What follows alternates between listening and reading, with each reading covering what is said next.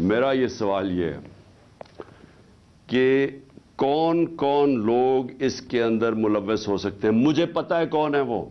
میں صرف اب سوال چھوڑنے لگا ہوں سب کے لیے, اپنی قوم کے لیے, کہ یہ جب میرے یہ جو ہوا اس کے اندر, میں چاہتا ہوں کہ قوم خود سوچ لے کہ اگر یہ ملک کے ایکس پرائم منسٹر سے ہو سکتا ہے تو باقی قوم کے اندر لوگوں کی کیا حیثیت رہ گئی. یعنی جب ہم قانون کی حکمرانی کی بات کرتے ہیں تو اس کا مطلب یہ ہوتا ہے کمزور اور طاقتور ایک ہی قانون سب کے لیے.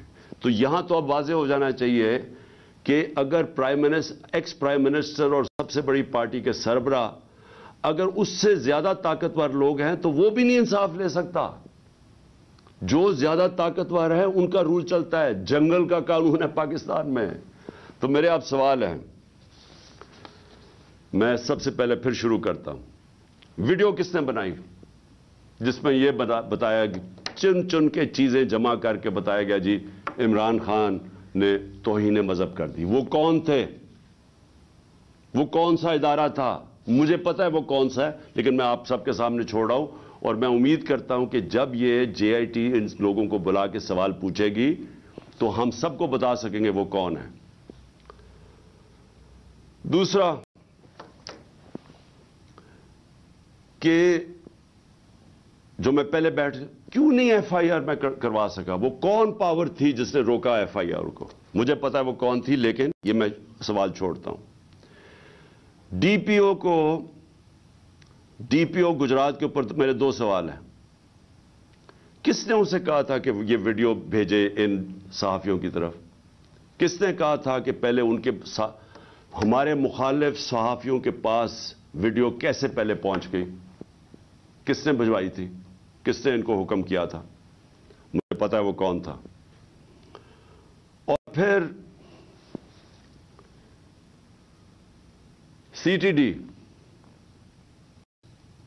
کس نے کہا تھا سی ٹی ڈی کو یہ ویڈیو بنانے کا جو انہوں نے رات کے 12 بجے دوسری ویڈیو ریلیز کی؟ وہ کون تھا؟ وہ پنجاب گورنمنٹ تو نہیں تھی. تو وہ کون, کس نے ان کو کہا تھا کہ آپ بھیجیں؟ اور پھر وہ پیچھے بیک گراؤنڈ چینج کرنے کی کیا ضرورت تھی؟ اگر آپ کو کسی چیز کا ڈر ہی نہیں, آپ تفتیش کر رہے ہیں, تو یہ ایک دم وہ چینج کیوں کرنے, کیوں ثبوت چھپا رہے تھے؟ اور پھر جے آئی ٹی کے اندر سے چیزیں لیک ہوئیں اور ایک مخالف ہمارے جو بڑا ہمارے گیس بولتا ہے اس اینکر کو پہنچائی گئی. وہ کس نے پہنچائی تھی؟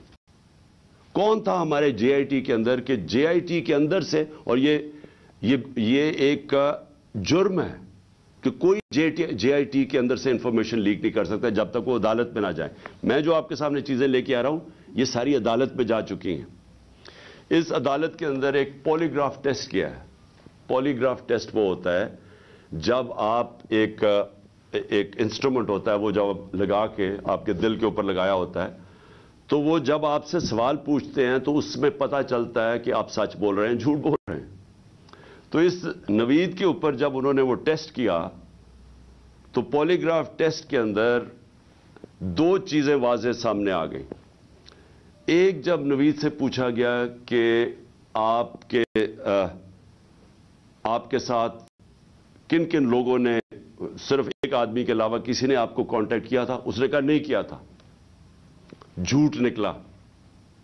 وہ جھوٹ اس لیے واضح ہو گیا کہ اس کے پیچھے پورا ایک پلاننگ ہوئی تھی, اس کو پورے تیار کر کے بھیجا تھا. دوسرا, اسے سوال پوچھا گیا کہ کیا آپ کو ٹریننگ تھی پسٹل شوٹنگ کی؟ اس نے کہا کوئی ٹریننگ نہیں تھی. وہ پھر جھوٹ صاحب آ گیا پولی گراف کے اوپر, کیونکہ ظاہر ہے وہ ٹرینڈ آدمی, اس کی ٹریننگ کروا کے بھیجا گیا تھا. تو سارا جو انہوں نے پورا کیس بلڈ کیا تھا کہ ایک دینی انتہا پسند نے عمران خان کو قتل کیا, اور اس نے شروع میں تو کہا کہ میں نے مار دیا ہے, تو وہ جو سارا کیس تھا وہ سارا کیس انہی جے آئی ٹی کی فائنڈنگ سے ختم ہو جاتا ہے. جس وقت 3 شوٹر آ گئے تو اس کا مطلب ایک پلان طریقے سے یہ اسیسینیشن اٹیمپٹ تھی. اور جب اس کے اوپر یہ بھی چیزیں واضح ہوگی کہ اس کو ٹرین کیا ہوا تھا, تو اور پھر یہ بھی پتہ چل گیا کہ یہ کوئی دینی آدمی نہیں تھا. جس طرح وہ جو میں نے خواجہ آصف وغیرہ کے نام لیے ہیں، رانا ثناء اللہ وغیرہ کے اور مریم نواز کے، یہ کوئی دینی لوگ نہیں ہیں. اسی طرح یہ بھی کوئی دینی آدمی نہیں تھا کہ جس کو بڑا اشتعال میں آ کے یہ کچھ کرے. تو یہ بھی ایک پلانڈ اسیسینیشن اٹیمپٹ تھا. میں آخر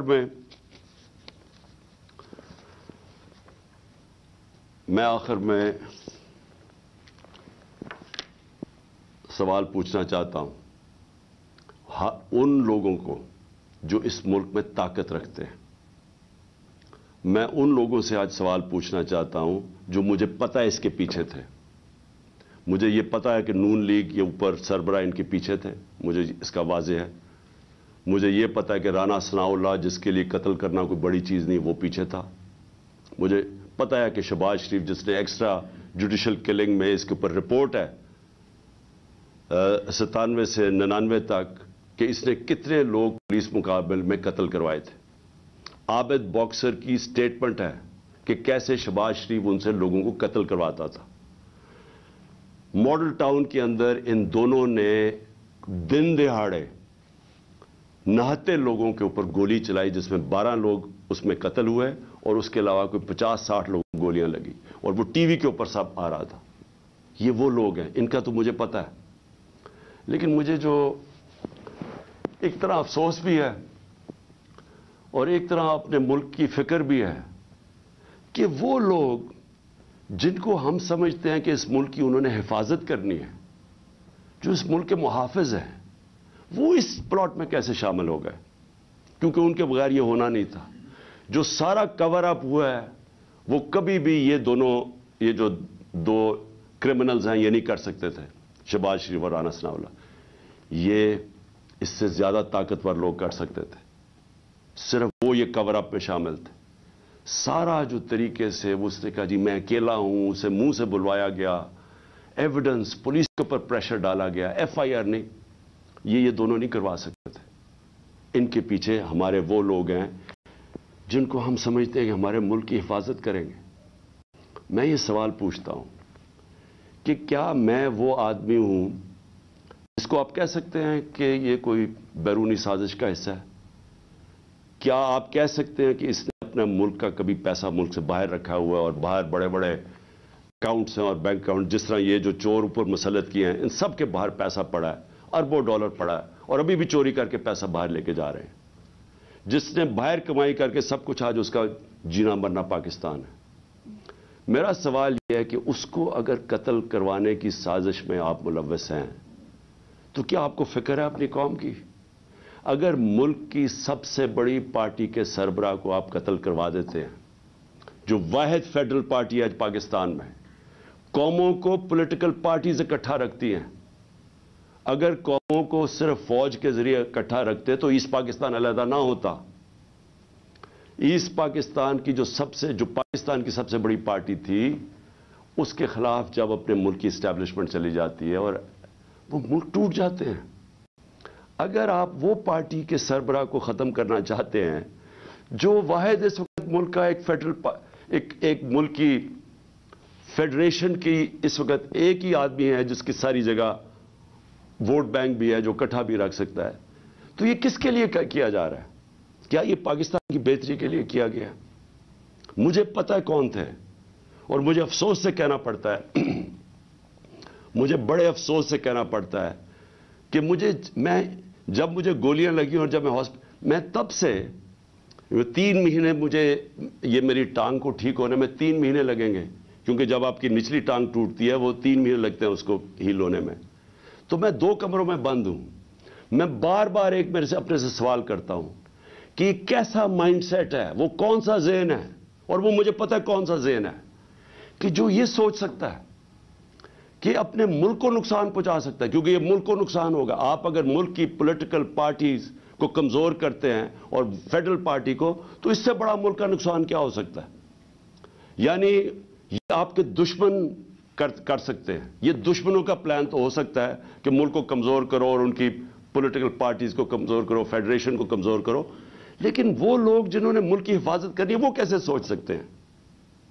اور میں بار بار میرے یہ ذہن میں چیز آتی ہے، اور مجھے پتہ ہے کہ بدقسمتی سے یہ صرف 1-2-3 لوگوں کی یہ سازش تھی، اور مجھے یہ بھی پتہ ہے کہ ہمارے ملک کی جو فوج ہے وہ ہر روز قربانیاں دے رہی ہے اس ملک کے لیے.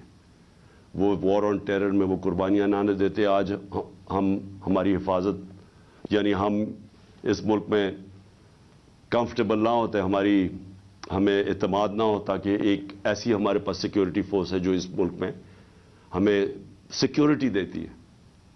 لیکن اس ہر اداروں کے اندر کالی بھیڑیں ہوتی ہیں، اور یہ جس نے پلان کیا مجھے پتہ ہے، اور میں یہ چاہتا ہوں کہ یہ جے آئی ٹی کے ساتھ اب کوآپریشن کی جائے.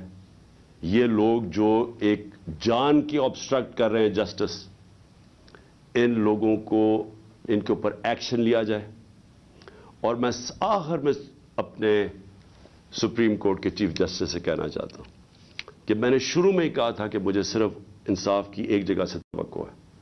جب یہ طاقتور لوگوں کو جن کے میں نے نام لیے ہیں، یہ کیسے انصاف ہونے دیں گے اگر یہ خود اس میں ملوث ہے؟ تو صرف ایک طاقتور اگر انکوائری اس کو، اگر چیف جسٹس اس کو بیک کریں، پاکستان کے سپریم کورٹ کے چیف جسٹس، تب ہی انصاف مل سکتا ہے. نہیں تو مجھے کوئی، اب تک جو میں نے حالات دیکھے ہیں، جس طرح کی ہر جگہ رکاوٹیں ہیں، مجھے کوئی امید انصاف کی نہیں ہے. پاکستان زندہ باد.